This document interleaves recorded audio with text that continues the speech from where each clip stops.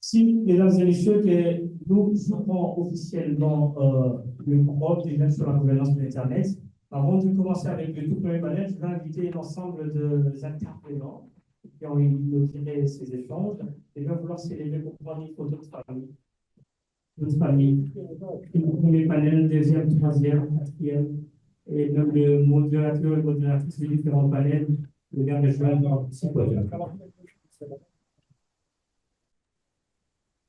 De l'autre côté, il y a encore de l'espace de l'autre côté-là.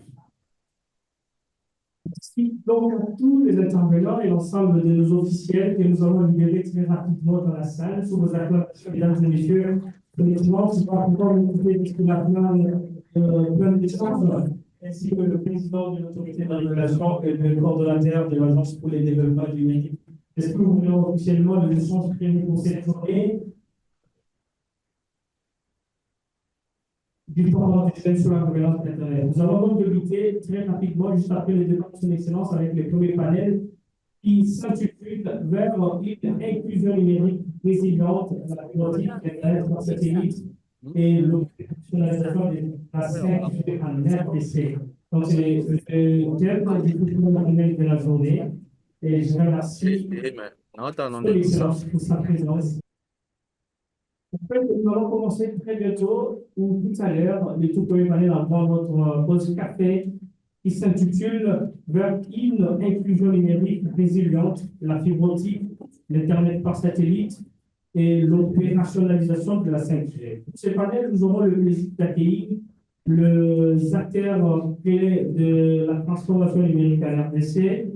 Nous aurons tout d'abord le représentant de la présidence de la République, M. Eric Moutoji, qui est dans la salle, que je vous prie d'accueillir bien fort alors qu'il va remonter pour dire ce bonjour.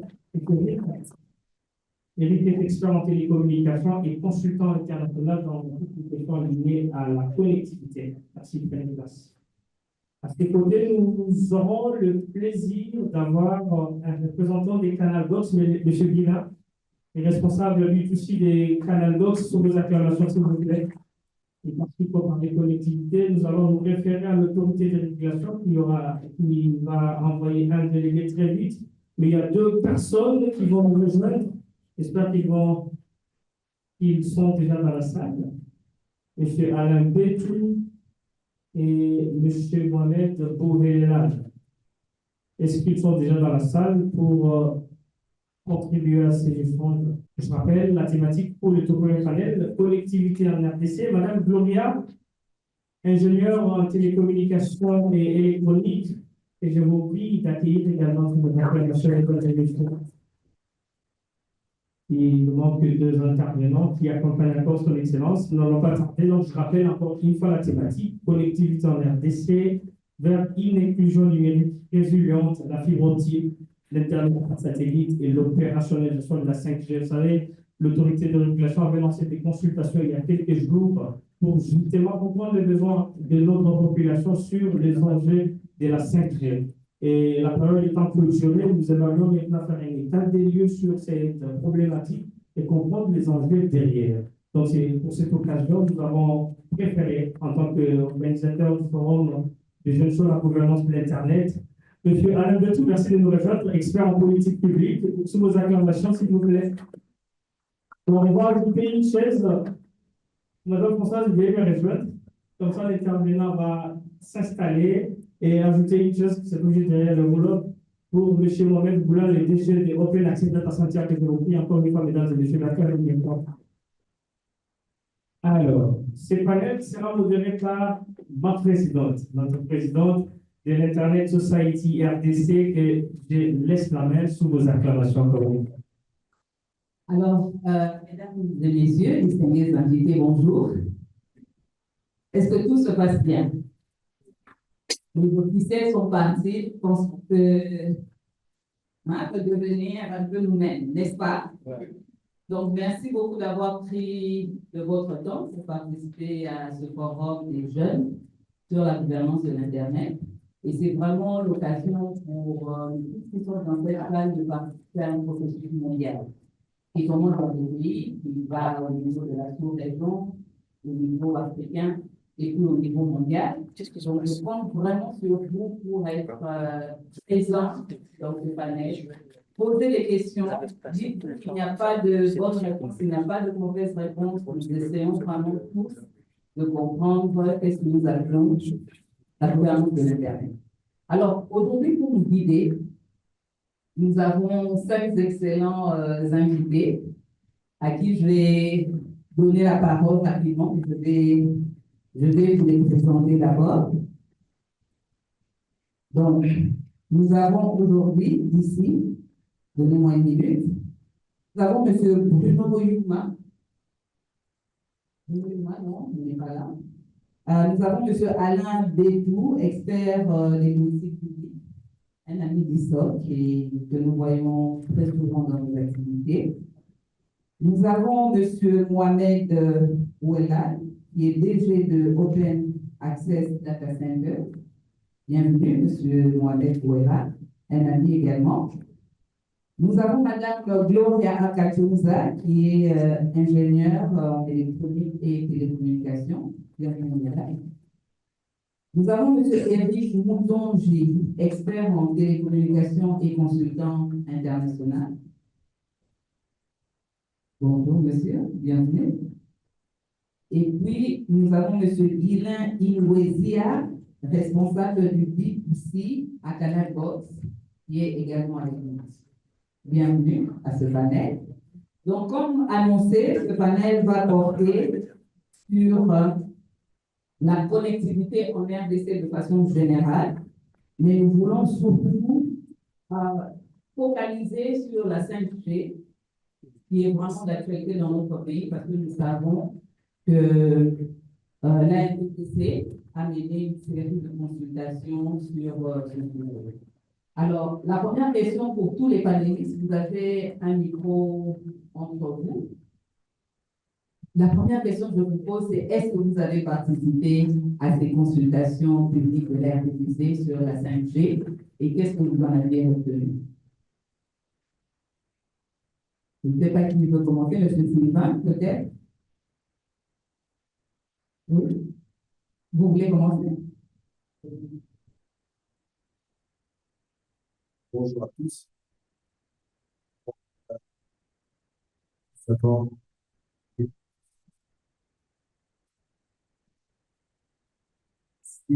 dernier initiative de la mise en œuvre de la 5G, qui est une variante de la technologie de communication. Cette consultation-ci avait été initiée par le comité de régulation avec les acteurs du secteur. Si j'ai pris la parole en premier, c'est parce que j'avais écrit un cahier avec des termes de référence pour la replanification du spectre hertzien.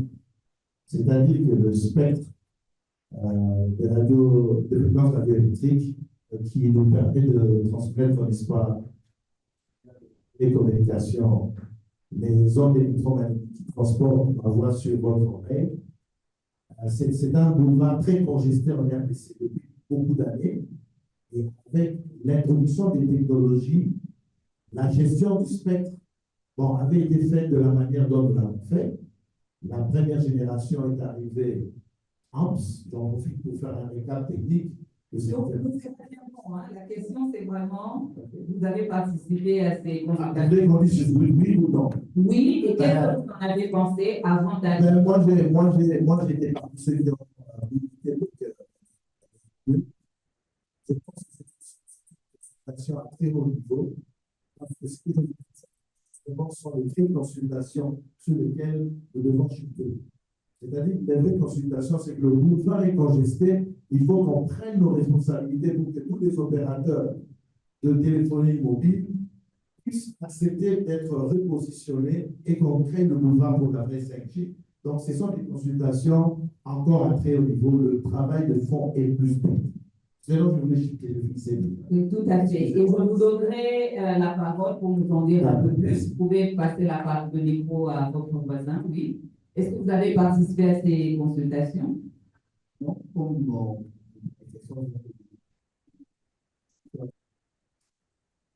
Ok, merci. Madame Gloria Chunga, la même question pour vous. Et qu'est-ce que vous en avez pensé si vous avez participé à ces consultations? Ok. Alors, nous allons revenir sur cette question-là. Monsieur Alain Dédou, vous avez la parole. Oui, merci beaucoup. J'ai vu la consultation en ligne. Je n'ai pas participé, mais ce que je peux dire, c'est que lorsque j'étais à la GSMAN, nous avons écrit plus d'une fois au régulateur et avons fait des recommandations, dont l'une a été appliquée, c'est-à-dire faire une consultation sur l'introduction des réseaux 5G en RDC. Je n'ai pas participé pour une simple raison, c'est que ce n'est pas que je n'ai pas eu le temps ou que je n'ai pas voulu, mais en tant que consultant, je sais à quel moment j'interviendrai encore avec le régulateur sur ce sujet.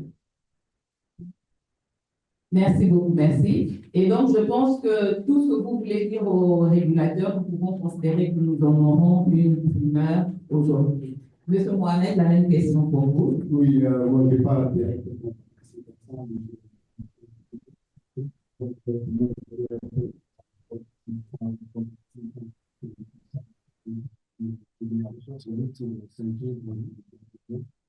C'est un cheminement normal, normal chez Congo.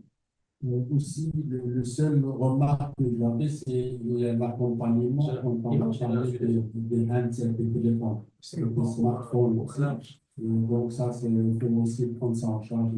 On parle avec la 5G. Donc, c'est quelque chose de nouveau. Il faut beaucoup plus pour la 5G. Le reste, c'est beaucoup de développement pour marcher un grand pays comme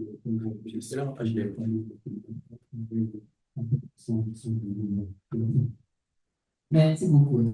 Alors, la question, je vous ai posé cette question pour savoir est-ce que vous avez eu l'opportunité déjà avant d'échanger sur ce sujet, parce que c'est vraiment un sujet qui est et surtout pour moi qui viens du Canada,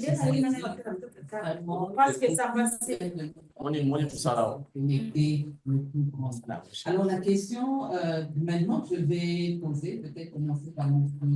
Eric Moutonji. Il y avait beaucoup de choses à nous dire. Alors comment est-ce que les gouvernements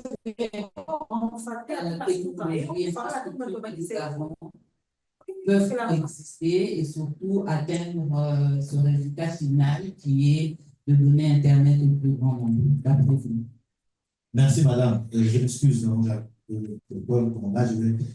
je suis en train d'essayer, parce qu'on parle avec les jeunes, donc il y a certaines notions, des fois, on les écoute, mais quand on partage, ça nous réfléchit tous. C'est-à-dire que la génération de la téléphonie cellulaire a fait allusion à la vitesse de la transmission des données, le téléchargement, et aussi la possibilité d'avoir plusieurs connexions simultanées dans un tuyau, dans Homs avec Télécell, le Zaïre, hein, dans le Congo est le pays connu de la téléphonie mobile en Afrique et avant plusieurs pays dans le monde. Donc on avait la version Homs, on avait la deuxième génération GSM. Donc c'est une technologie où on avait la possibilité d'envoyer des SMS, le GPRS, ensuite on a eu le Edge avec une certaine vitesse, donc 380 kbps par seconde.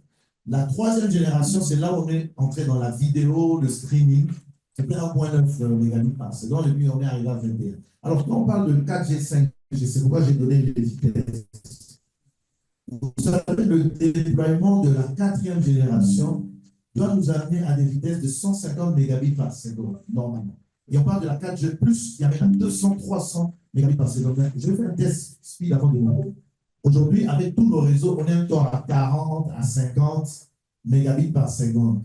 Donc, la replanification du spectre hertzien, le réaménagement de ce boulevard où on a donné des avenues aux opérateurs des réseaux mobiles, aux autres services WiMAX, CDM, etc., à la télévision analogique, etc., notamment la TNT, donc la télévision numérique terrestre, qui est la réponse de l'unité dans le problème de l'aménagement du spectre exactement. La coexistence de tous les services, c'est d'abord dans l'harmonisation dans l'occupation du spectre, c'est dans le reforming, comme on dit, repositionner chaque pays selon le plan de l'UIT, là où il devrait être, laisser les nouvelles technologies occuper les bandes qui auraient dû être dégagées et permettre justement d'avoir assez de boulevards pour faire entrer les nouvelles technologies dont la 5G qui est une variante de la technologie. Donc, pour coexister.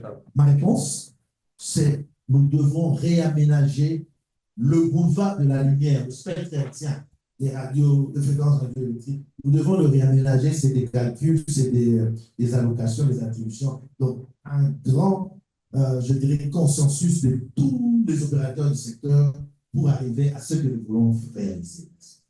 Donc, d'après vous, la 5G, c'est une opportunité qui nous donne d'abord le défi de réarranger ce spectre hertzien. Je vais passer, non? Bon, en tant qu'Africain, j'ai dit non.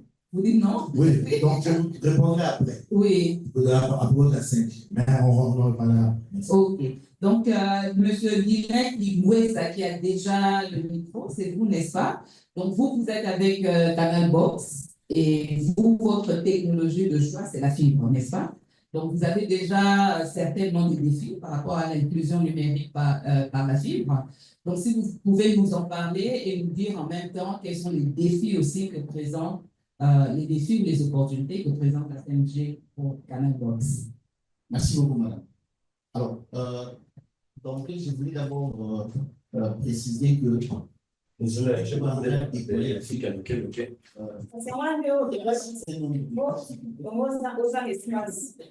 non, c'était pas grand chose. Vers les maisons civiles, on n'avait jamais assisté à ça.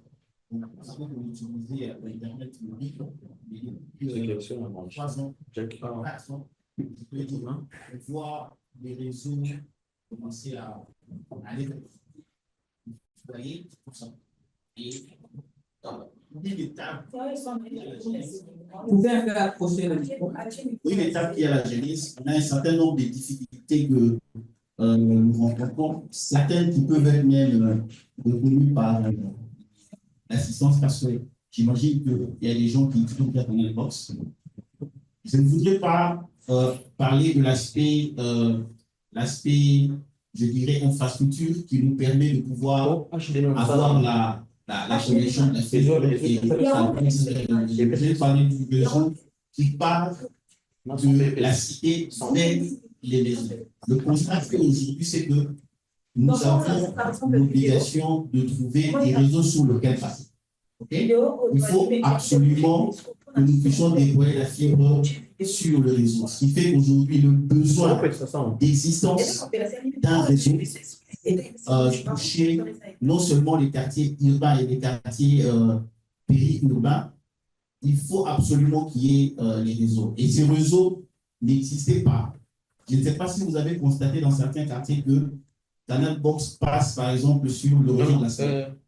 Il passe sur le poteau de la Seine. Ça reste un vrai frein aujourd'hui pour nous. Et même là où il y a le réseau de la SNEL, on peut arriver à certains endroits, on constate que la SNEL se limite sur les routes principales. Après, il faut commencer à conduire la fibre au niveau des avenues.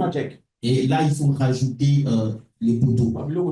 Et même aujourd'hui, la cohabitation entre Canal Box et le réseau la SNEL pose le souci parce que vite on s'est rendu compte de la cohabitation de ce désactivité la SNEL est sur une activité qui déclenche par moment le feu et qui brûle la fibre facilement sur de longues distances, et on peut avoir dans ces quartiers des abonnés qui ont des abonnements qui sont en cours, voyez-vous. Et le temps pour nous de pouvoir intervenir, il faut attendre que d'abord les ingénieurs de la SNEL viennent réparer les réseaux. J'en parle parce que je voudrais vraiment aller dans l'angle où nous, aujourd'hui, en tant qu'opérateurs de la fibre, la population nous attend atteindre l'ère maison, et ils ont l'espoir aujourd'hui que la fibre peut être un vrai pilier pour arriver à résoudre la problématique de l'inclusion numérique.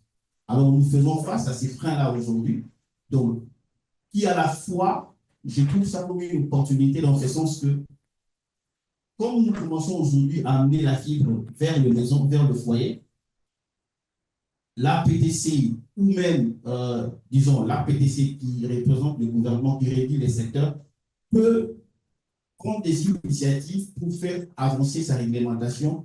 Par exemple, mettre en place un réseau qui peut être financé par des privés et les opérateurs de la fibre vont venir passer dessus. Ou encore, j'imagine, je réfléchis à haute voix, la PTC peut aussi proposer un projet où l'État congolais peut construire son réseau qui sera parallèle à celui de la SNEL afin de permettre à ce que les opérateurs de la fibre passent dessus. Voyez-vous, ça c'est un vrai premier frein. Il nous faut arriver à avoir un réseau sur lequel faire du FTH, comme on dit, et aller vers le réseau. Alors, ensuite, un autre frein que nous avons aujourd'hui, c'est le taux de la disponibilité de l'électricité aujourd'hui. C'est qu'il y a des quartiers où nous déployons la fibre dans le souci de pouvoir résoudre le souci lié à l'exclusion numérique, mais il y a des abonnés qui ne savent pas rester longtemps connectés sur la box parce qu'il n'a pas d'autonomie et il ne sait pas utiliser sa box et il peut perdre son abonnement. Ça reste un vrai frein aujourd'hui. J'ai vu rapidement des hommes d'affaires qui commencent à venir avec des powerbanks qui peuvent prendre en charge les box que nous vendons. Et en dernier lieu, il y a aussi ces problèmes à un moment donné de prix. Okay.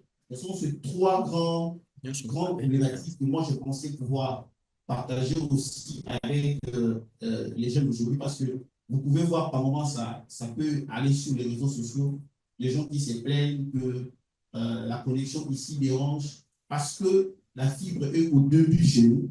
Il faut arriver à mettre en place cette infrastructure et bien évidemment avec un niveau de taux d'électricité en termes de disponibilité qui est garanti. Et aussi, en dernier lieu, la problématique du pouvoir d'achat pour arriver à faire des offres qui soient accessibles à tout le monde, en fait. Et ce sont vraiment là les grands freins que nous rencontrons aujourd'hui pour arriver, nous, en tant qu'opérateurs de la fibre, il y ait une solution récente qui vont vers le maison, et arriver à atteindre tout le monde et satisfaire tout le monde. Alors, dans ce travail que vous avez de connecter même les quartiers, n'est-ce pas? Oui. Est-ce que la fibre, c'est un défi de plus ou bien vous le voyez comme une opportunité? C'est le deux. Je parlerai d'abord en termes d'opportunité. Je vous ai dit tout à l'heure qu'il faut, par exemple, avoir un réseau sur lequel faire passer les câbles pour atteindre le foyer. Et j'ouvre une parenthèse, le but aujourd'hui, pour nous, c'est de pouvoir démocratiser vraiment l'usage de l'Internet. Et l'opportunité, les cas par exemple pour le réseau, un réseau de poteaux sur lequel on peut passer, je vois une opportunité pour l'État. Comme je vous ai dit, il y a une difficulté de cohabiter avec la SNEL, ça veut dire que l'État peut prendre des initiatives un peu du genre partenariat public-privé, où des gens vont investir pour mettre en place un réseau sur lequel les opérateurs peuvent venir. C'est une opportunité. C'est-à-dire qu'on peut avoir un type d'opérateurs qui ne sont pas en réalité ceux qui sont providers de l'Internet, mais qui bâtissent juste le réseau sur lequel les autres vont les mettre. C'est une opportunité. C'est aussi une opportunité aujourd'hui en termes des entrepreneurs aujourd'hui. C'est un nouvel type de distributeur qu'on développe aujourd'hui, par exemple, faire des fonds de développement. Vous voyez comme on a l'habitude d'aller acheter des unités, des crédits, tout ça. Il y a un nouveau business qui est de plus en plus dans la ville. Je ne sais pas si vous avez remarqué le point de vente sur lequel on a écrit par moment Canal Box. C'est le point où les gens peuvent venir s'y réabonner. Et il y a pas mal de businessmen aujourd'hui qui investissent dans ce domaine-là. C'est aussi une opportunité. En fait. Et à la fois, ça peut être une opportunité pour tous ceux qui opèrent aujourd'hui dans le domaine du numérique, mais à titre personnel, des freelancers qui travaillent à la maison et qui ont besoin d'une connexion de qualité. C'est une opportunité. J'ai vu des amis qui travaillent dans les télécoms mobiles, mais tenir, par exemple, pendant le télétravail, que les disent sans la fibre, ils ne seront pas tenus pour participer à certaines réunions avec qualité. Donc, ce sont là les opportunités. On atteint des défis parce que nous sommes au début. Il faut arriver à baliser le chemin pour que nous puissions avoir à un moment donné des conditions réunies pour servir la population avec qualité et normes, notamment urbaniser aujourd'hui les réseaux sur lesquels passent les câbles, arriver par exemple pour les points périurbains où nous ne savons pas facilement les atteindre, créer par exemple des points communautaires où les gens peuvent avoir la possibilité de se connecter. Et le défi sur la partie énergie, je me dis, si nous n'avons pas de solution présentement pour arriver à faire passer le courant qui vient de barrage, atteindre tout le monde, il faut créer des énergies alternatives et permettre à ce que tout le monde ait la fibre. Ça sont les défis et les opportunités. Oui, donc le défi des infrastructures connexes à Internet. Alors, Madame Tchounza, je vous ai présenté comme ingénieur télécom, mais je pense que vous êtes aussi avec l'équipe, n'est-ce pas? Et vous êtes dans cette croisade ensemble avec de connecter de plus en plus de gens en République démocratique du Congo. Alors, quelles sont vos vues pour les milieux reculés qui n'ont pas Internet aujourd'hui? Et comment est-ce que la 5G se présente dans les différentes stratégies que vous avez pour emmener l'Internet là-bas? Là, je vais essayer un peu d'expliquer comme le premier intervenant a dit. Qui dit 5G, en fait, la 5G, c'est juste une technologie comme la première génération, la deuxième, la troisième, la quatrième. Mais avant de déployer la 5G comme service, il y a des prérequis. Déjà, la 4G, comme il a dit, on ne la sent pas, on n'utilise pas à 100%. Pourquoi? Parce qu'il y a différents modes de transmission. Il y a les satellites, le microwave, qu'on appelle, je pense, il y a la fibre, et aujourd'hui, il y a le reste qui est aussi Optical Communication.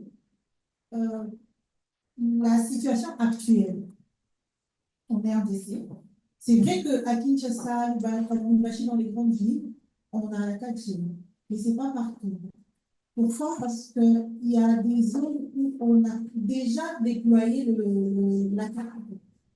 Je vais raconter une petite histoire. Je fais partie de ceux qui ont déployé la 4G en RDC, chez Vodafone, la première 4G, et on avait un grand défi.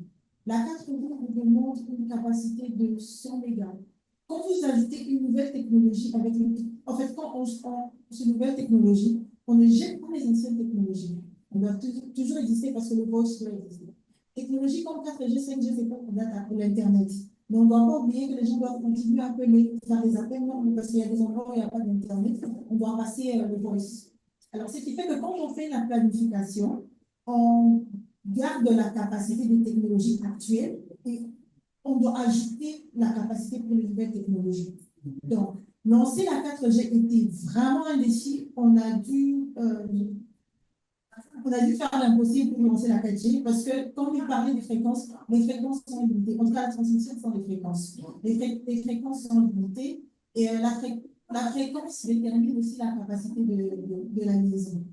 Alors, on a essayé de lancer la 4G, mais ce n'est pas la 4G à 100%, donc elle est encore tantôt plus tôt. Et avec le microwave, c'est vraiment limité.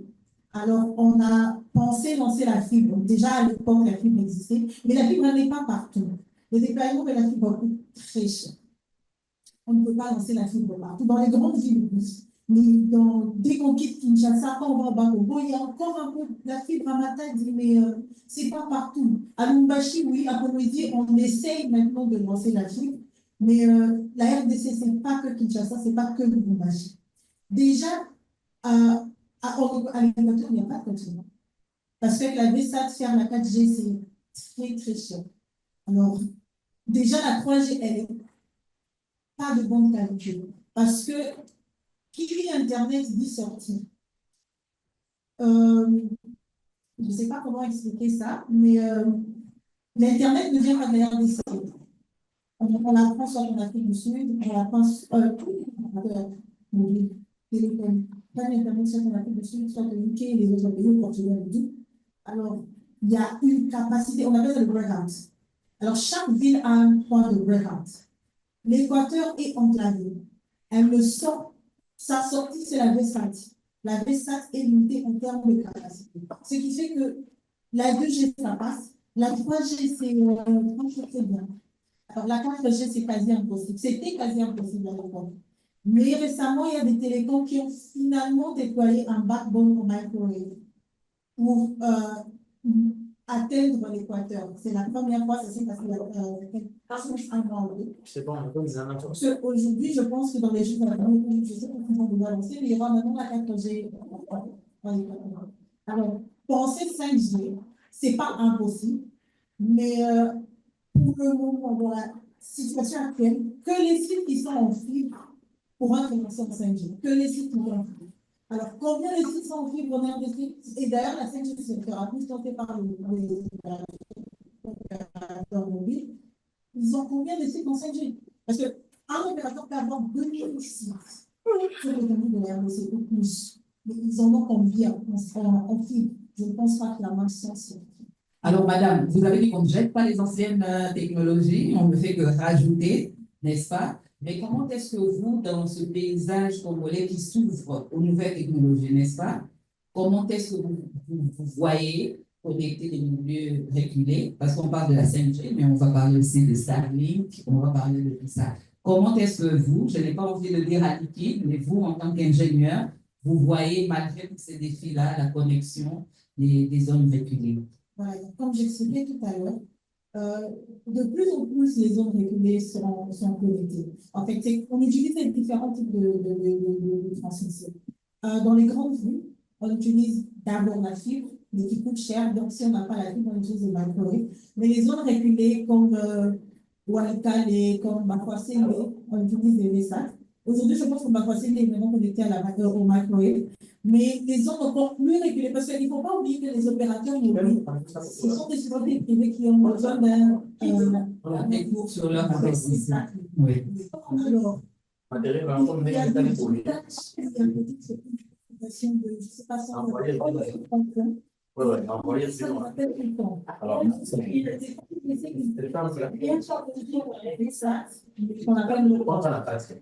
mais cette technologie, elle fonctionne avec les panneaux solaires. Pour le moment, ce qui fait que le réseau est apte à partir de 30h et à 18h, les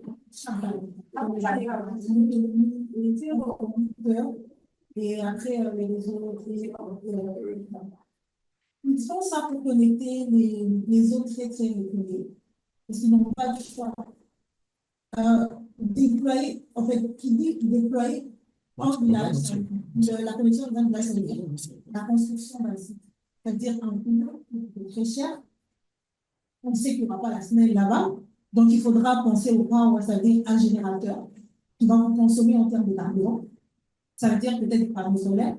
Mais après cela, il faut la maintenance, le refueling des sites, il faut. En fait, ça demande beaucoup de choses. Alors, dans ces zones-là, ils ne prennent pas les risques. Ils le font pour les zones où il y a quand même, je veux dire, le nombre d'habitants est quand même élevé. Mais pour les zones où il y a très très peu d'habitants, jusque-là, il faudrait peut-être l'accompagnement du gouvernement. Parce que ils sont là pour en fait, comment je dirais, il faudrait qu'il y ait un ROE. Mais si on n'a pas, c'est trop difficile. Mais pour les zones comme Kinshasa, comme Lubumbashi, oui, la 5G, on peut la lancer. Mais ça ne sera pas partout. Ça, c'est clair. Avec le temps, comme il a dit, il faut vraiment réaménager les fréquences. Mais il y a une nouvelle technologie qu'on appelle le Free Space Optical Communication, le FSOC, qui fonctionne comme le microwave, mais qui n'utilise pas. Tu peux changer, non? Tu vas pas mettre. Je vais te mettre Je pense que ça, c'est la solution. So, c'est aussi les maintenant, comme c'est le il faut porter quand même le 5G. Parce qu'il n'y a pas de problème de déploiement. C'est vraiment avec le microwave de l'interférence. Or, le free space n'utilise pas les fréquences que les microwaves utilisent. Et si on va dans cette direction, il y en a déjà à Kinshasa. On a déjà déployé certains sites, il y a quelques sites en microwave, dans des sites tests. Et je pense que ça fonctionne très bien. Alors, je pense qu'il y a de l'espoir. Merci beaucoup, madame. Monsieur Alain Bétou, vous avez un micro à côté de vous. Vous êtes expert en politique publique. Et quand nous écoutons ce que disent vos prédécesseurs, c'est comme si nous sommes en train de mettre la charrue devant les bœufs, n'est-ce pas? Certains sont encore à la 3G, d'autres à la 2G même. D'autres appellent dans la 4G, mais on parle maintenant de 5G. Comment est-ce que vous voyez un peu ce contexte-là et est-ce que vraiment c'est le moment de parler de la 5G en plus dans l'axe du Congo? Merci beaucoup pour la question. Excellente question. Est-ce que, en bref, vous voulez savoir, est-ce que nous sommes prêts pour introduire la 5G? Il y a beaucoup de prérequis. Comme on a entendu les intervenants, Eric qui a parlé du problème de la problématique du spectre, réaménagement des fréquences. Madame, tu nous as parlé des technologies existantes, notamment la 4G, qui n'est pas encore mature jusque-là. Considérant tous ces aspects-là, je serais tenté de dire que nous ne sommes pas prêts, mais cela ne veut pas dire qu'on ne va pas laisser la 5G arriver. La 5G est en train d'arriver, elle va arriver et nous devons, jusqu'à ce qu'elle sera là, nous préparer du peu que l'on. Donc, pour revenir un peu au début, quels sont les prérequis? Mais avant les prérequis, il faut d'abord savoir pourquoi vers la 5G et qu'est-ce qui motive aujourd'hui les opérateurs et tout le monde a parlé de la 5G. C'est parce que c'est à cause des bénéfices. Avec la 5G, vous avez plus de débit, plus de capacité, donc plus de débit, et vous avez une latence qui est réduite. Donc, c'est une technologie qui permet de communiquer plus rapidement et même de faire communiquer les objets avec l'Internet des objets. Donc, c'est une technologie qui va encore stimuler beaucoup plus l'innovation. Et comme vous le savez, l'innovation, ça attire les investissements. Parce que les investisseurs, là où il y a l'innovation, c'est là qu'ils peuvent mettre leur argent. Donc, il y a un bénéfice, non seulement pour les opérateurs, mais également pour le pays en termes d'impact socio-économique sur le PIB. Il y a un impact certain. Au niveau mondial, il y a 2 ans, ça a été évalué en 960. Table HDMI à me pousser. Résultant de l'introduction de la 5G. Maintenant, il faudrait qu'en RDC, qu'on évalue également quelle serait la contribution, la part de la RDC dans cette contribution mondiale, au niveau mondial. Alors, donc, je vais revenir maintenant. Le défi le plus important, c'est celui du spectre, parce que lorsqu'on parle des technologies mobiles, la principale ressource, c'est les fréquences. Est-ce que les fréquences pour la 5G sont disponibles? C'est la grande question. On a parlé de réaménagement. On en a parlé depuis des années, ça n'arrive toujours pas. Et je comprends que dans un environnement comme la RDC, c'est pas facile. Vous voyez vous-même des immeubles qui ont poussé sur les lits des rivières, puis on va découvrir parce que ça crée des problèmes à l'environnement. Maintenant, les opérateurs se sont installés dans des bandes précises et des bandes qui ont été identifiées au niveau mondial comme étant des bandes de 5G. Puis, il faut des. Donc, il y a un travail à faire. Deuxième prérequis, je dirais, il faut rendre effective la neutralité technologique.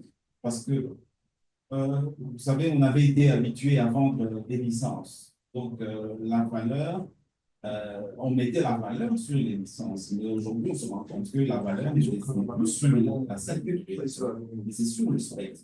Et tous les pays qui ont introduit la 5G, ils ont vendu le spectre. Il faut introduire la neutralité technologique, ça veut dire donner des autorisations, 5 autorisations, que vous allez vendre, mais vendre le spectre de manière séparée. Parce que il y a plusieurs bandes qui sont identifiées pour le 5G. Donc, ça aussi, c'est une condition importante à remplir. Et puis, je vais dire aussi la 4G, comme madame l'a dit. La 5G peut s'asseoir sur la 4G, mais lorsqu'on voit le niveau d'utilisation de l'Internet, qui se passe 3G, 4G, on n'est pas à plus de 50%. On est un peu moins de 50%. La couverture 4G, aujourd'hui, elle est environ 46%. 46% de la population. Ce n'est pas 46% de l'espace. Donc, il est important que les opérateurs continuent à déployer la 4G pour que la 5e, que le déploiement de la 5G soit plus aisé. C'est vrai que madame ici, je voudrais peut-être réagir, elle a parlé des anciennes technologies qui vont continuer à exister parce que les gens doivent communiquer, mais là, je suis peut-être une information. Aujourd'hui, les pays sont en train d'envisager et de planifier l'extinction de la 3G. Donc, dans les 5-10 années à venir, la 2G et la 3G, ce sera des technologies obsolètes. Donc, la 4G peut bien aider à faire la voix et les données. Donc, on doit déjà y penser. Alors, pourquoi il faut que beaucoup d'efforts soient mis pour pouvoir augmenter, améliorer la couverture. Alors, derrière, il faut une feuille de route de spectre. Vous savez, ça c'est même ce que nous avons recommandé au régulateur, c'est que avant d'introduire une nouvelle technologie mobile, il est important d'établir et d'ouvrir une feuille de route. La feuille de route, elle est simple, elle a 6 étapes. La première, c'est l'identification du spectre. Au niveau international, lors de la conférence mondiale des télécommunications, qui a eu lieu en novembre-décembre à Dubaï, j'y ai participé, on avait identifié trois principales bandes. C'est-à-dire les bandes basses, c'est-à-dire inférieures à 1 GHz, et c'est notamment la 600 et la 700 MHz qui peuvent être utilisées. Là, c'est beaucoup plus pour les zones rurales parce que c'est des fréquences de longue portée. Et vous avez les fréquences moyennes, c'est-à-dire la 3.5 jusqu'à la 6 GHz. Et la 3.5 GHz, c'est la bande qui est la plus brisée parce que c'est dans cette bande que vous avez l'écosystème des devices. Donc, la 3.5 GHz, aujourd'hui, elle est principalement utilisé par les ISP, en fonction de l'accès à Internet. Et il y a aussi quelques opérateurs, donc quelques fréquences. Donc, on doit libérer. C'est la bande la plus saturée. Non, je veux dire, c'est la bande de fréquence qui est la préférée pour la 5G. Donc, aujourd'hui, il faudrait que l'autorité de régulation identifie ces bandes et puis il y a aussi des fréquences hautes, à partir de la 24 GHz, qui peuvent également aider pour la 5G. Alors, oui, nous reviendrons sur les 5 autres éléments, peut-être avec les questions. Le temps de donner la parole aussi à M. Mohamed. Donc, M. Mohamed, vous nous avez dit que vous avez de l'expérience sur la 5G au Moyen-Orient, mais ici au Congo, vous êtes à la tête d'une entreprise en gestion de centres de données. Peut-être que vous allez nous en parler un peu plus rapidement parce que je ne sais pas si tout le monde connaît. Et puis, nous dire comment est-ce que vous voyez cette conversation autour de la 5G par rapport au centre des données. D'accord. Moi, je préfère puisqu'on parle de connectivité, puisque on parle de la 5G, c'est un cas, c'est technologie. Mais si on parle de connectivité, je pense que je préfère partager pour vous ma compréhension de qu'est-ce que c'est la connectivité. Ce qui est le plus important, c'est pas la 5G. La 5G, c'est un des éléments de la connectivité. La connectivité, ça commence au Rwanda, dans les câbles sous-marins. C'est là où ça commence la connectivité. Et après, c'est la connectivité de la fibre. Vous avez la wireless pour le GSM, vous avez le satellite. Et le 5G rentre dans ça du wireless. Et chaque technologie a une fonction à remplir au niveau du pays. et quelles sont les priorités et comment on fait. Et après, même, notre ami de Canal Box parlait tout à l'heure des problèmes qu'ils ont. Et ça aussi, c'est un autre problème. Par exemple, aux Émirats, quand vous allez construire quelque chose, au même titre que l'électricité, l'eau, etc., vous mettez pour l'Internet. Et donc, le gars vient, il branche le truc et tout le bâtiment a son Internet. Ça, c'est une autre chose qu'on parle là. Mais commençons par le commencement. Un pays, pour être connecté, il faut qu'il soit le pays connecté lui-même. Et comment il va connecter à travers les câbles sous-marins. Donc, il disait, madame, tout à l'heure, nous, c'est pas nous qui créons l'Internet, moi, j'ai l'Internet. Le moment où nous avons le WACS, la station d'atterrage de West Africa Coast System, Cable System, qui lui arrive, nous allons avoir le Tour Africa qui appartient à Facebook, qui va venir, et de là, ils arrivent sur la plage. De la station d'atterrage, c'est là où l'Internet arrive. Parce que quand vous avez la 5G, vous avez le satellite, vous avez besoin de l'Internet. C'est ça qui est important. Donc, vous allez ramener l'Internet, le Moronda jusqu'à Kinshasa. Donc, vous allez venir, c'est 652 km de fibre. Donc, vous avez, jusqu'à présent, nous avons deux choses. Nous avons la fibre souterraine, on creuse, on met à 1,2 mètres en bas. Et quand on ramène les câbles aussi, c'est différent, c'est pas simple. Il y a les câbles à 24, les corps 70, 80, 72, 96, 144, etc., etc. Donc, vous ramenez ce câble de la station d'atterrage jusqu'à Kinshasa. Ça coûte $18,000 par kilomètre, minimum. C'est quand je dis, parce que vous allez mettre la puce, vous allez les équipements de transmission, etc. Donc, ça, vous le ramenez à Kinshasa. Après, qu'est-ce que vous allez faire? Vous allez faire le métro. Vous allez connecter les principaux quartiers au niveau des métros et faire aussi la après, vous allez sur le last mile, là, dont parlait d'aller vers les pays final. Donc, ça, c'est la connectivité en fibre. Maintenant, l'avantage de la fibre, c'est qu'elle prend des grandes capacités et aussi pour des raisons de sécurité. Parce que quand vous allez plus tard connecter le gouvernement, les administrations, tout ça, vous devez, les cybersécurité, vous devez protéger ça. Et protéger la fibre, c'est plus facile que de protéger en matière de wireless, sur le truc, c'est des fréquences. Donc, vous avez besoin de la fibre pour certaines activités, pour etc. Donc, ça, c'est très important quand on parle de connectivité. Après, quand vous avez la fibre, vous devez être en mesure, si vous voulez, pour aller au last mile. Parce que comme vous avez dit, je ne vous ai pas, peut-être, ce n'est pas encore annoncé, mais nous avons une entreprise qu'on appelle le Wayo, qui fait la fibre, et notre groupe est dans les câbles sous-marins, et nous sommes dans le backbone, nous sommes dans la métro, on est en train de faire la licence de la publicité, et c'est là que je vais lancer cette nouvelle compagnie de ça, par rapport à ça. Donc, quand je reviens à ça, à la connectivité, ça, c'est la pub. Brièvement, peut-être, le temps de recevoir aussi les questions. Oui, donc en matière de choix, est-ce qu'il y a la 5G aux États-Unis? Est-ce qu'il y a la 5G au Angleterre? Les Américains viennent de verser 13 milliards de pounds pour faire la fibre. Nous avons des contraintes, nous trouvons des solutions faciles. Nous, on peut savoir, on ferait un peu ça, parce qu'on ne peut pas développer le secteur financier. Donc, il faut qu'on fasse deux choses à la fois. Il faut qu'on... La fibre, il y a aussi la responsabilité de l'État. Ce n'est pas de creuser des caniveaux pour ramener l'ensemble. Quand vous sortez à Kinshasa, vous avez les spaghettis. Tous les gens qui vont à la carte, peut-être si c'est vraiment. Donc, on a vraiment un grand problème en matière de connectivité. Si je reviens à la 5G, la 5G, c'est une technologie.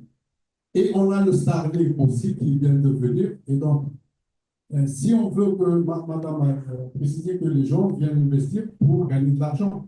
Si moi je vais faire la 5G et j'ai Starlink, est-ce que je vais faire du truc ou bien je vais devenir le distributeur de Starlink comme RTL? C'est tout. Donc, il faut faire très attention à ce que, bien sûr, Il y a les Chinois qui ne sont pas d'accord, ils essaient de pousser, même parce qu'ils veulent faire de la réciproque en 5G.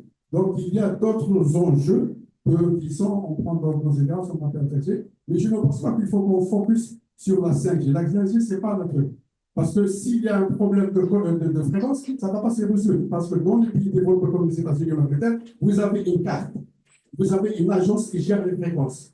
Parce que vous n'avez pas uniquement, vous avez l'armée, vous avez la police, vous avez la marine, vous avez tout ça. Et s'ils sont sur des fréquences, ils ont des équipements, etc., vous n'allez pas leur demander de changer leur équipement. Donc, c'est comme disait Rick, c'est un problème qui reste dans votre photo et des solutions. Donc, voilà, en matière c'est pour ça que nous, dans ce cas, ce que nous faisons, il y a le cadre sur la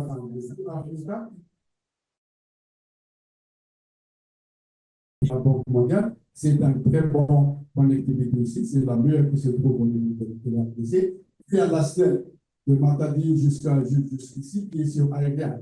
Et ça ne répond pas aux exigences. Si on discute avec Meta et Facebook qui veut venir chez nous au data center pour mettre ses racks, il dit moi j'ai besoin de 400 G d'Internet et je veux, voilà les conditions. Je ne veux pas être sur le fil là.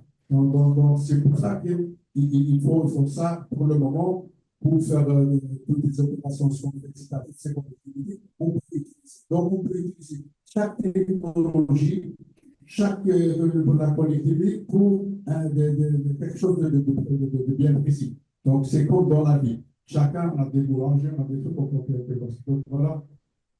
Si vous avez d'autres questions, je serai prêt à partager avec vous une expérience et ce qu'on va faire.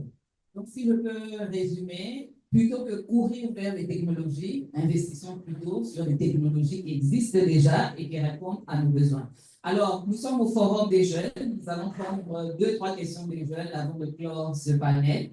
Donc, vous avez entendu ce que tous nos panélistes ont dit. Et si vous avez une question, levez-vous, présentez-vous et posez la question au panéliste de votre choix. Oui, vous avez la parole, il y a déjà une main. Peut-être la deuxième personne peut déjà se présenter, comme ça nous savons. Oui, nous avons une deuxième main là. Troisième, peut-être une dame. Troisième, c'est un homme aussi, oui, il n'y a pas de problème. Donc, madame qui donne le micro, c'est là, là et puis là-bas. Vous avez la parole, donc vous vous présentez rapidement et vous dites à qui vous posez votre question. Merci beaucoup. Je suis Roger Vaillant. Ma question est adressée à monsieur le représentant de Canal Box. J'aimerais savoir, Canal Box propose un service de qualité que nous savons tous, mais il nous reste fortement dépendant de l'électricité de la SNEL.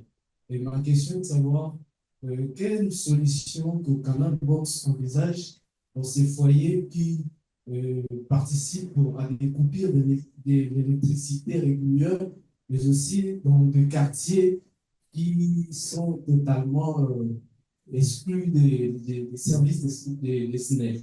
Donc, je veux savoir ce que Canal Box envisage concernant pour réduire la dépendance à l'électricité. Voilà. Nous allons prendre les 3 questions et puis nos panélistes vont répondre. Et même si la question ne vous est pas directement adressée, si vous avez quelque chose à dire, vous pourrez toujours rajouter. Oui, vous avez la parole. Alors, merci pour la parole. Je suis Hugues Colli. J'ai 2 questions. La première question s'adresse aux représentants de la présidence, le premier intervenant. On entend un peu partout, tous les intervenants parlent de la fibre optique. Ma question, c'est de savoir où en est-on exactement avec la fibre optique. Est-ce que la fibre optique reste un outil, si je peux le dire comme ça, destiné uniquement aux entreprises de télécommunications, ou la fibre optique est aussi destiné à nous, le petit peuple, si je peux le dire comme ça. Est-ce que la fibre optique est déjà d'actualité un peu partout en République démocratique du Congo? Et la deuxième question s'adresse Rapidement. S'adresse aux représentants de Canal Box. Est-ce que ma question est celle de savoir si la mauvaise qualité de Canal Box est aussi due au manque de la 5G? Pour dire, est-ce qu'il faudrait que l'effectivité de la 5G soit en République démocratique du Congo pour qu'on ait exactement une bonne connexion, une bonne qualité de Canal Box? Merci beaucoup. Notez les questions, nous allons prendre les trois, comme ça nous allons répondre aux trois questions à la fois. Et il y aura peut-être 4 questions de ma part. Bonjour. Dans la salle, nous prenons Carl 3 questions. Ma question est à la dame qui est venue. Excusez-moi, je ne peux pas les noms. Ma question est celle-ci. Quels sont les principaux défis et opportunités pour la RDC dans les domaines de la gouvernance de l'Internet au cours des 5 prochaines années? Je pense que tout ce forum va répondre à cette question, donc on va peut-être la garder pour plus tard, n'est-ce pas? Donc tout le forum, c'est sur la gouvernance de l'Internet. Donc on ne va pas poser cette question-là à une seule personne. J'ai entendu quelqu'un dire 4e question. Il faut vraiment qu'elle soit différente des autres, n'est-ce pas? Oui, nous allons prendre une 4e question rapidement. Merci, moi c'est M. Charles. Alors ma question s'adresse à M. Eric et aussi à Madame qui sont en télécommunication. Alors, c'est celle-ci. Étant ingénieur en télécom, aussi étant à la présidence de la République, est-ce que vous avez pensé aussi que la RDC devait avoir son propre réseau télécom? Si oui, qu'est-ce qu'il faut? Sinon, pourquoi? Ça aurait été une très belle question pour la RDTC, n'est-ce pas? Une question vraiment différente des autres. Hein?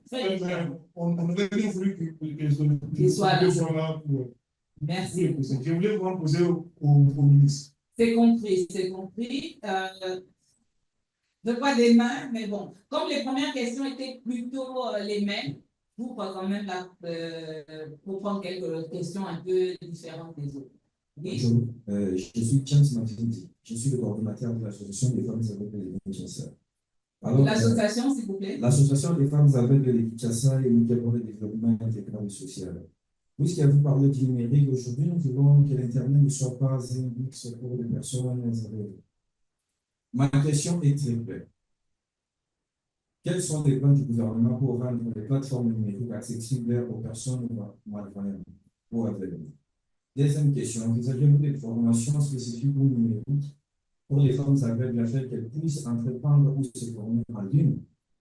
Et troisième question, enfin, vous pouvez travailler avec les organisations comme la nôtre, les associations pour promouvoir l'inclusion, parce que j'ai été dans plusieurs pays. J'ai vu en France comment les aveugles se déplacent à travers le numérique. Vous pouvez voir une aveugle et quitter sa maison pour aller dans son endroit à travers le numérique. Mais ici, nous, en RDC, qu'est-ce que le gouvernement pense à faire pour ce genre de personnes? Merci beaucoup. OK. Donc, nous avons eu des questions à monsieur ici. Nous avons eu des questions sur la connectivité, n'est-ce pas? Même la qualité de l'Internet que nous recevons dans le quartier. Nous avons eu des questions spécifiques à Canal Box, mais même si Liquide est là, vous pouvez également y répondre. Et puis, nous avons eu cette question sur l'inclusion des personnes vivant avec de façon générale, pas seulement les aveugles. Et puis, pourquoi nous n'avons pas un réseau national en RDC? Oui, votre question. Merci pour la parole. Je suis Jean-Luc Panamandi. Ma question s'adresse à tous les panélistes en tout cas. Lorsqu'ils ont intervenu, ils ont tous présenté Kinshasa sur le beau jour. L'autre dit Kinshasa est connecté, Kinshasa a une bonne connexion. Mais lorsque nous vérifions dans le fond, il y a le coin de Kinshasa qui manque en tout cas de connexion de bonne qualité. Donc, qu'est-ce qu'ils proposent pour pallier d'accord à cette éventualité? Encore une question pour la connectivité et la qualité de la connexion qui est disponible en République démocratique. Donc, je pense que Canal Box a été cité nommément. Donc, nous allons donner d'abord la parole à Canal Box et puis les autres panélistes qui veulent répondre peuvent également le faire. Vous pouvez prendre le micro à gauche ou à droite. Merci beaucoup, madame. Alors, je m'en vais répondre aux différentes questions pour lesquelles je pourrais être peut-être concerné directement. La première, c'est quelle est la solution qu'on a aujourd'hui pour les abonnés qui sont impactés par un souci ou un autre, et pendant cette période, ils n'utilisent pas les abonnements. Je pense que c'est ça. OK. Alors, aujourd'hui, on a mis en place... c'est surtout la dépendance à l'électricité. Exactement. Oui. Exactement. Donc, il y a aujourd'hui deux solutions. La première, c'est que quand il y a un incident, on peut appeler pour demander la récupération ou le remboursement des jours qu'on n'a pas utilisés. Ça, c'est un. De deux, par rapport aux quartiers qui sont impactés par l'électricité, ça pourrait peut-être rejoindre aussi la question d'un ami qui a dit qu'on a présenté Kinshasa au beau jour. Je ne pense pas, parce que je l'ai dit qu'aujourd'hui, même les quartiers périurbains et urbains à Kinshasa posent de soucis par rapport à l'électricité. Ce qui fait qu'aujourd'hui, on va s'attacher à des solutions, des substitutions par rapport à l'électricité. C'est entre autres les ports urbains que nous voyons aujourd'hui envahir le marché, qui ne sont pas commercialisés par les opérateurs de la vie, mais qui sont plutôt des solutions que des entrepreneurs qui font le business achètent et viennent revendre dans notre marché parce qu'ils ont trouvé l'opportunité. Okay? Et la solution aujourd'hui serait de penser, par exemple, aux panneaux solaires, tout ça pour arriver à contourner cette difficulté. Parce que déjà, quand j'ai pris la parole, je vous ai dit qu'aujourd'hui, c'est un sérieux souci que nous avons. On peut bien toucher le foyer, atteindre le foyer, mais pour que la fibre fonctionne au niveau, en fait, soit utilisée sur les terminaux, les écrans, les laptops, il faut avoir l'électricité à la maison. Donc, ça reste un sérieux frein et il faut que le gouvernement voie dans cette dynamique et résoudre la problématique de l'inclusion numérique, comment avoir aussi des solutions par rapport à l'énergie. Il ne faut pas qu'on puisse se tromper. Il faut impérativement donner des solutions d'énergie aujourd'hui pour permettre à ce que les gens se connectent au niveau de l'RDC. Déjà aujourd'hui, nous avons des quartiers où, une fois qu'on a vendu, on se rend compte qu'après un moment, on rencontre des soucis parce que simplement les gens disent qu'ils n'ont pas d'électricité. Par rapport au prix, le souci aussi aujourd'hui, je pense que nous, au niveau de la RDC, c'est arriver à faire en sorte que l'accès à l'Internet soit facile. Et le prix, c'est un des enjeux. Et c'est dépendant de plusieurs paramètres, notamment la structure des taxes qui interviennent dans la structure des fixations des prix que les opérateurs de télécommunications proposent. Donc, et sur cette partie, je pense qu'il faut que le gouvernement démontre assez, qu'on puisse avoir des initiatives, notamment des initiatives de politique incitative pour arriver à réduire certaines taxes. Pourquoi pas créer un cadre de discussion avec les opérateurs pour trouver des solutions dans ce sens afin de baisser les prix. On l'a dit tout à l'heure ici que les opérateurs ont besoin d'un retour sur l'investissement. Et par rapport à cet enjeu, s'ils sont soumis à certaines taxes, ils doivent intégrer ça dans leur structure de prix pour ne pas vendre à perte. Donc, ça doit être des sujets de collaboration avec l'accompagnement du gouvernement pour arriver à assouplir notamment les prix. Merci, M. Villa. Nous allons donner la parole à M. Konji. Il est là, c'est bon? et qui va peut-être répondre à cette question. Pourquoi dans certains pays, les opérateurs historiques dont également fournissent aussi l'accès Internet et pourquoi ce n'est pas le cas chez nous en RDC? Vous aviez deux questions, oui. Mais je vais répondre aussi à votre deuxième question, à laquelle vous n'avez pas répondu, parce qu'on va parler un peu de. Je vais poser la question si la 5G va résoudre la qualité des services que nous avons. Nous sommes dans la même position. J'en profite justement pour parler un peu des technologies. Donc, la première, deuxième, troisième, quatrième génération a deux aspects. C'est la vitesse, téléchargement, accès aux services simultanés. Mais c'est aussi, en même temps, la portée des équipements de transmission. Ça veut dire que si vous avez une antenne 2G à l'EMA, peut-être qu'il faut prendre des charges ici, comme un robinet. Quand vous ouvrez un peu le robinet, vous avez beaucoup d'eau qui va très loin. Ça va très, très loin, mais c'est un petit débit, c'est ça la 2G. On peut arriver à l'EMA, mais en 381 km par seconde. H. Quand vous ouvrez encore un peu plus le robinet, l'eau sort un peu plus, mais on ne peut plus arriver à l'EMA. On s'arrête peut-être ici à Kassavou. C'est la 3G. La 4G, on ouvre le débit. 150 mégabits par seconde. Téléchargement vidéo, mais on s'arrête au palais du peuple. Si on ouvre la 5G aujourd'hui, pourquoi j'ai dit non? Le robinet sont au fond de la soupe. L'eau tombe seulement ici. C'est YouTube. C'est tout ce que vous voulez. Mais l'antenne, là, s'arrête ici, au coin de la rue. Regardez maintenant les déploiements que les opérateurs devront investir pour que ce débit à maille arrive à l'EMA.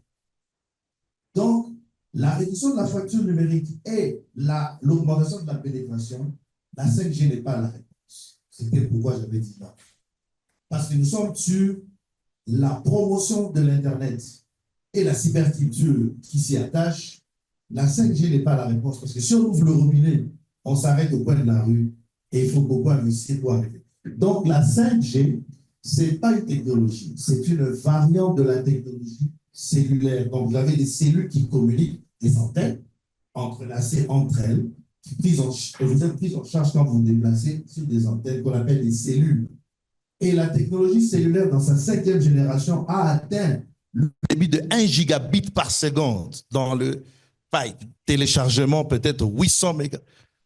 Vous ne pouvez pas avoir ça. C'est-à-dire, ça va nous griller, disent les scientifiques. On va avoir des antennes dans toutes les maisons et on sera comme des souris qui vont être grillées. Nous ne sommes pas contre la 5G. C'est une technologie. Aujourd'hui, Starlink, pour en parler, je ne fais pas sa promotion, propose ce qu'on appelle le D2C, Direct to Cell. C'est-à-dire, avec un pipe satellite, vous avez directement le service e-Node B, parce que chaque technologie a ses antennes. Vous avez le BTS pour la 2G, vous avez le e-Node pour la 4G, etc. Et puis le e-Node B, ce sont les antennes de la Long Term Evolution, 4G, donc LTE. La 3G, c'est l'UMTS.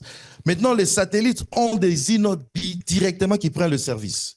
Et j'en profite maintenant pour ramasser un peu de interventions de l'ingénieur. Je suis ingénieur, excusez-moi, et du spécialiste en politique publique. En fait, moi, j'ai une maîtrise en politique publique des télécoms et je suis de la régulation. C'est mon métier. Je vis en fait des politiques publiques. Parenthèse.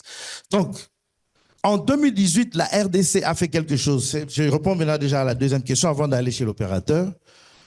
La RDC avait fait quelque chose, c'était de donner des licences 4G en faisant du spectrum reforming.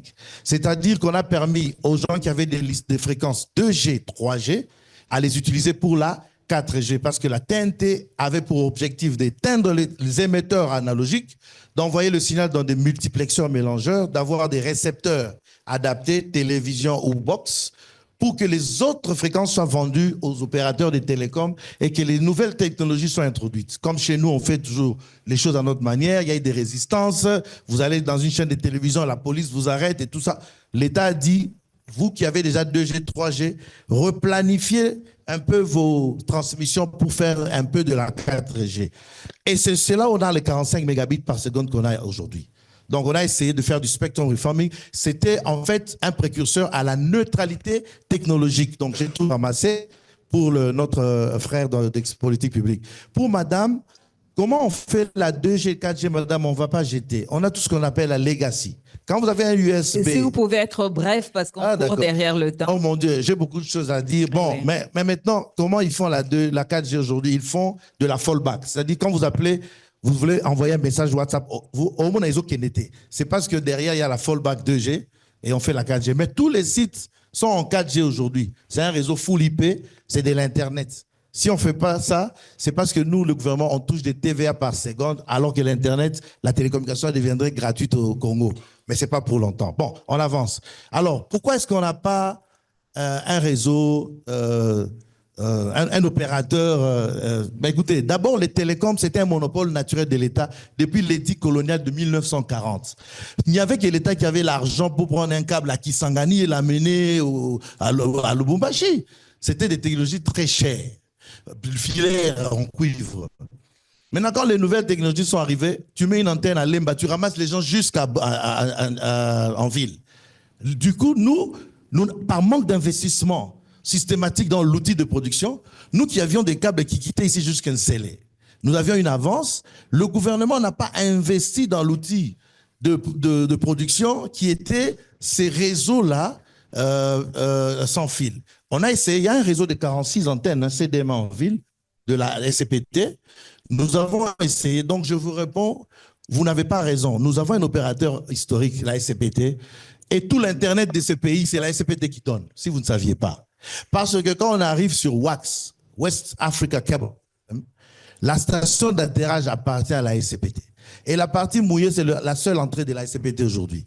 Je pense que oui. La question, c'était pourquoi il n'est pas un opérateur à part entière. Non, maintenant, le manque d'investissement dans l'outil de production pour suivre l'évolution technologique.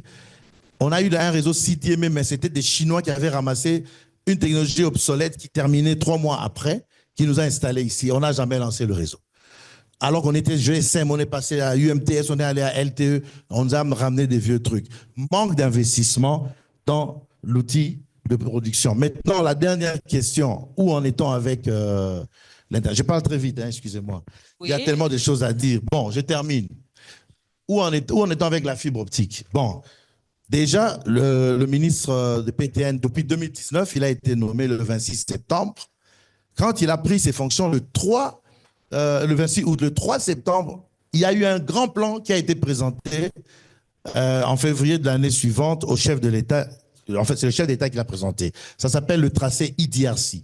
Donc, je dépose, il faut 52 000 kilomètres de fibre optique pour le maillage du pays. L'événement s'appelait IDRC, investir dans le numérique. Nous avons mis ce plan en exergue, en tant que consultant, j'ai investir justement dans le déploiement de la fibre optique. C'est-à-dire le gouvernement ne peut donner que des plans stratégiques. Le gouvernement ne peut être que catalyseur comme les incitatifs financiers, le code des investissements, les exonérations, les exemptions. Le gouvernement ouvre juste la porte pour inviter des gens comme Open Access aujourd'hui. Ensuite, il y a eu des déploiements facilités par des incitatifs financiers. Aujourd'hui, pour construire la fibre, c'était $2000 par kilomètre, mais c'est $5 aujourd'hui. C'était pour inviter des gens à investir. La Banque mondiale met $500 millions dans le projet d'appui à la transformation numérique pour construire 10 000 km de fibre optique. Le projet a commencé en novembre, mise en vigueur. On attend la ratification du Parlement le mois prochain.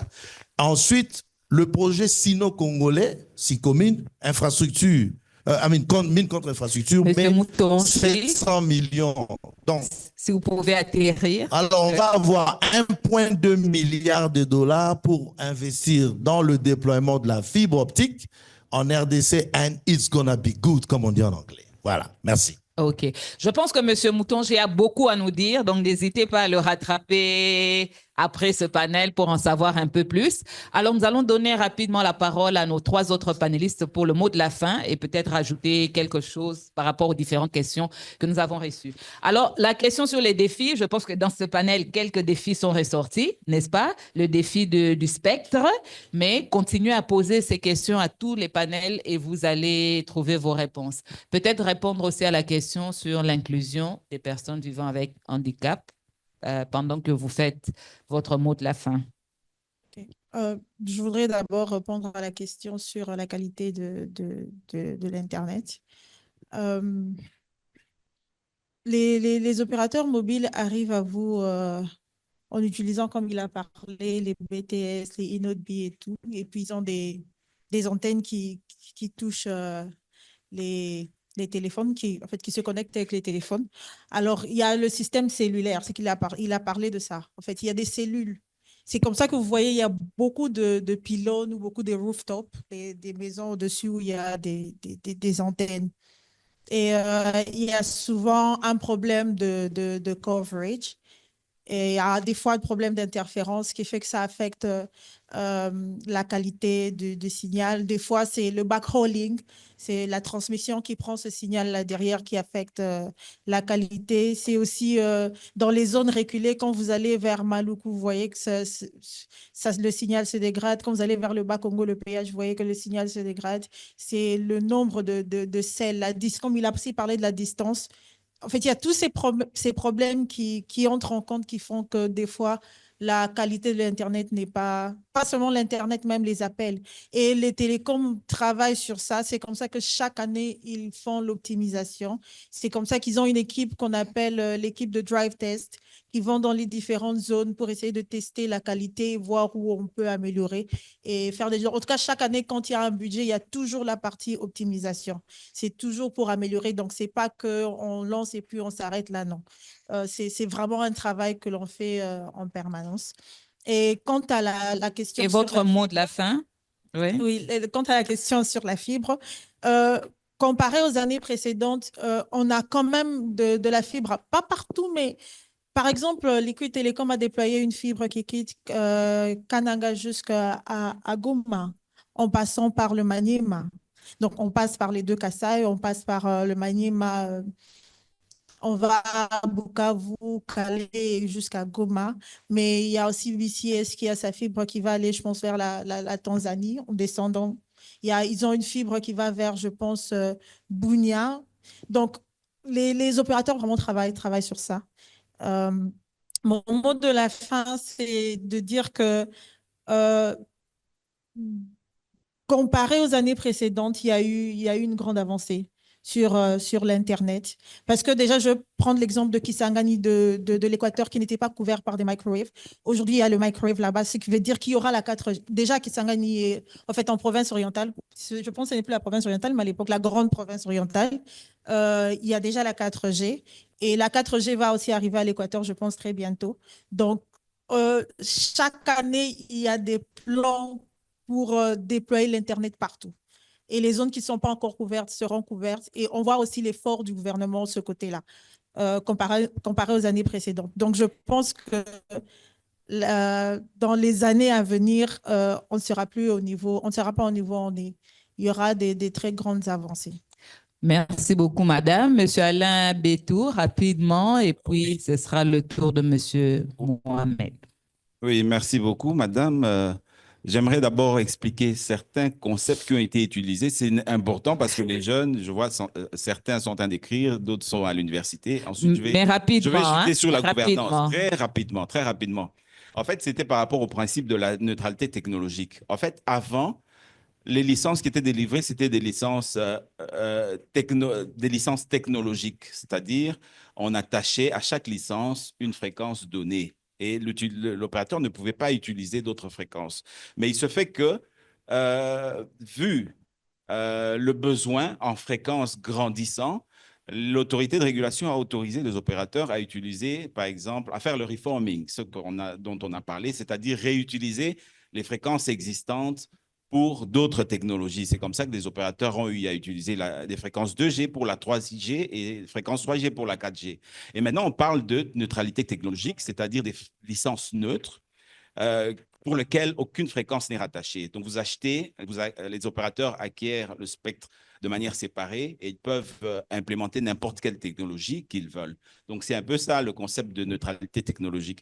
Maintenant, pour revenir à la question sur la gouvernance de l'Internet, les défis et opportunités, ce que je veux dire, sans trop aller dans les détails, c'est que par la gouvernance, moi, j'entends les normes et les institutions les normes qui encadrent un secteur et les institutions qui permettent de suivre la conformité à ces normes-là. Donc là, je vais dire, il est important pour une bonne gouvernance de l'Internet, qui soit profitable à la jeunesse, c'est que les réseaux soient rendus disponibles. C'est comme ça que vous verrez dans les cahiers de charges attachés aux licences, il y a des obligations de couverture. On a parlé de la 4G qui est encore faible. Les opérateurs doivent faire un effort pour booster la 4G, obtenir au moins d'ici 2030 80%. Comme ça, on sera prêt à accueillir la 5G. Deuxièmement, il faut que les réseaux soient accessibles. Si vous pouvez atterrir, parce que la journée est vraiment consacrée à ces questions-là. Après la disponibilité, le réseau doit être accessible. C'est pour cela qu'il y a des obligations de qualité de service dans les licences. Quatrièmement, les services doivent être abordables pour les utilisateurs. Parce que si c'est trop cher, personne ne va utiliser. Et cinquièmement, il est important que le consommateur soit également sensibilisé et éduqué. Donc, les compétences numériques, voilà les 4 catalyseurs de la connectivité mobile. Merci beaucoup, M. Alain Betour. M. Mohamed, vous avez la parole. Oui, pour terminer, je voudrais uniquement m'adresser aux jeunes. D'après leurs questions, etc., je pense que mes recommandations pour vous informer, pour vous expliquer, pour dire qu'il faut faire. Il ne faut pas venir pour dire que vendre quelque chose. Donc, vous ne savez pas, et pourquoi il s'agit, on ne veut pas. Nous sommes dans les zones de la technologie où vous pouvez apprendre beaucoup de choses et apprendre surtout ce qui se fait au niveau du pays, ce que le gouvernement a de fibre, ce que les opérateurs font, quels sont les problèmes, etc. Et autre chose, et avoir votre propre idée, ce qui s'est fait ailleurs, et puis venir avec des solutions, et dire voilà, on pense que ça se passe comme ça, etc. Il y a beaucoup de gens ici, quand je le prends, même chez nous, quand je suis algérien comme vous, donc qu'est-ce que fait le gouvernement? Le gouvernement, qu'est-ce qu'il fait? Ici, si nous faisons, vous êtes les jeunes, c'est le pays entre vos mains. Vous avez la technologie, c'est à vous de voir quels sont les problèmes et quelles sont les solutions pour que vous puissiez ramener, pas seulement vous faire la fibre, mais développer des applications, des trucs pour que vous pouvez résoudre un problème, vous pouvez faire ça. Même les Américains, Kennedy lui-même avait dit, ask what you can do for your country, don't ask what your country can do for you. Demandez ce que vous pouvez faire votre pays, non ce que votre pays peut faire pour vous. Merci. Merci. C'est sur ces belles paroles qui donnent la responsabilité à la jeunesse de vraiment contribuer au développement du pays et de l'Internet que nous allons clore ce panel en disant merci à tous nos excellents invités et surtout n'hésitez pas à prendre leur contact, à poser encore des questions si vous en avez. Merci beaucoup et à la prochaine. Merci Madame Françoise pour cette belle présentation. Restez là un tout petit peu. On va prendre une photo finale entre vous, le panéliste et la modératrice. Excellent panel, des très belles contributions de la part d'Éric, de la présidence, Guylain de Canal Box, Gloria de ingénieur en télécom, intervient ici comme experte, mais elle est de l'UQUID. Et nous avons eu également Alain Betour comme expert en politique publique et Mohamed, le DG de Open Access. Mesdames et messieurs, on peut bien fort les acclamer alors qu'ils sont en train de prendre cette photo de famille. Merci, chers panélistes, de reprendre vos places. Mesdames et messieurs, nous allons commencer juste après la pause avec le deuxième panel. On va prendre une pause de 25 minutes, une pause café justement. On va tous se rendre juste à votre extrême gauche. Une salle est juste à côté pour cette pause.